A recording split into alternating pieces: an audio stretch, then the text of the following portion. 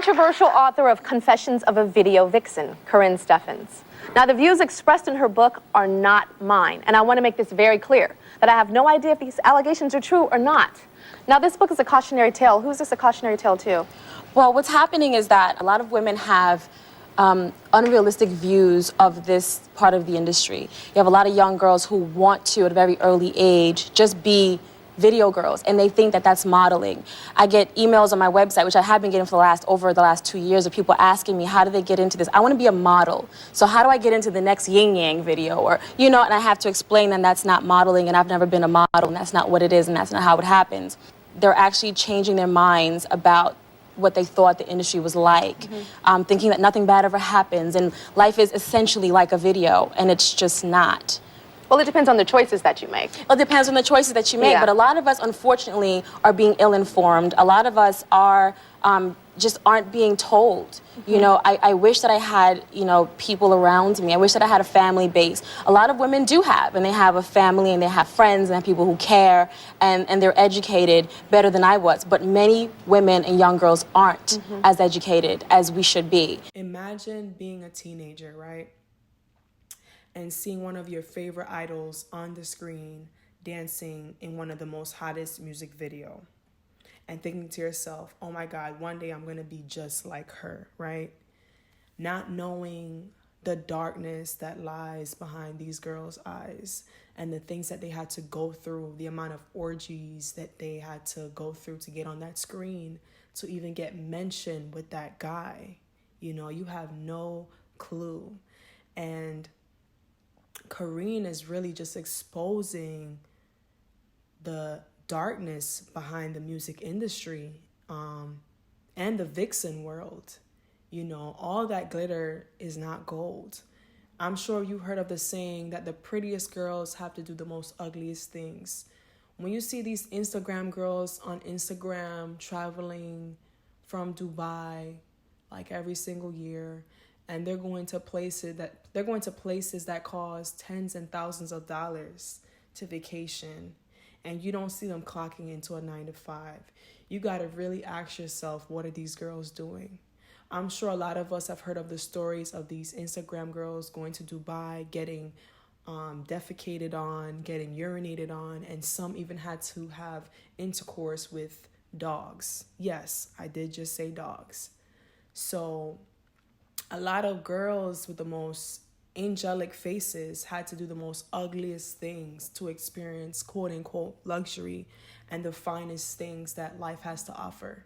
And please don't think that in life, the only thing that you can rely on is your looks only, because if you do that, it's just not going to be enough. You have to be willing to do some very disgusting things if you're going into certain industries.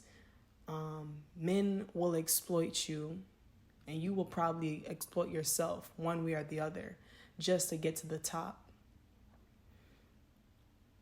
And a lot of these girls that you see in the vixen world in 2000s, they were actually teenagers. Like, I wasn't just saying that to say that. So before you want to switch places with someone on the screen, really ask yourself, are you tough enough? Are you strong enough to go through what that girl went through to receive those gifts? Are you strong enough? And that's the question, I want you to ask yourself right now. Ask yourself that question.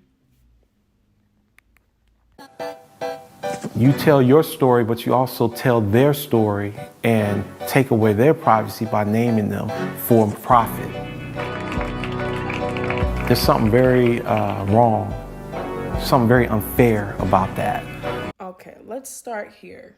A lot of times, Karrine, I've watched videos about her saying that a lot of times she's went back to some of these rappers and A-listers and asked them really permission and approval of the things that she wrote before even publishing the book. And a lot of those people in that book signed off on it, and they were even just gracious that she didn't go deeper into their lives, because she knew a lot, but she only told stories from her point of view of what she experienced with that person. She didn't reveal any secrets pertaining to that person's life outside of her, right? Let's start off there. Okay, so 2, you're talking about it's not okay for her to exploit people in that industry when men from the get-go has always exploited women, if not for their bodies, for their labor, for their womb. We've always been exploited, always been exploited. But when a woman does it, she is the worst kind. She's a hoe, she's a thought, she's every nasty word in the book.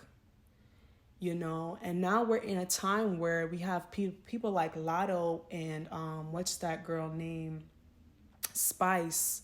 All of these rappers are sexualizing themselves and they're pocketing majority of that money. You know, there's no man, you know, taking the funds, you know. Now they're the ones that's leading kind of the music industry from my perspective. And you have men in the comments saying, "Oh, these girls, they're just sexualizing themselves. You know, all they got to offer is sex." But if you really look back in the 2000s, a lot of brown women and Latin women, even sometimes white women, were exploited in these videos for the male gain and for the male gaze. We were utilized as props in order to gain attention to these guys' music videos. And a lot of these music videos wouldn't pop off if that certain vixen wasn't in that video, you know. So my point is, it's okay for a man to use a woman, but it's not okay for a woman to use herself to get ahead. And that to me is the part that's really unfair, if you ask me. It is a misogynistic industry. I don't think thinking like a man is good enough. I think thinking like a misogynist is best. When the book came out, it put a stamp on all of us. That book put a black stain on the culture. It put a black stain on the models, because you'll never be a vixen, you'll be a hoe. As I get older, I realize a man only sees my worth when I can offer him a child, or my labor, or how good I clean, how good I cook, how good I have intercourse with them. Majority of the time, men don't really care about what you have to say.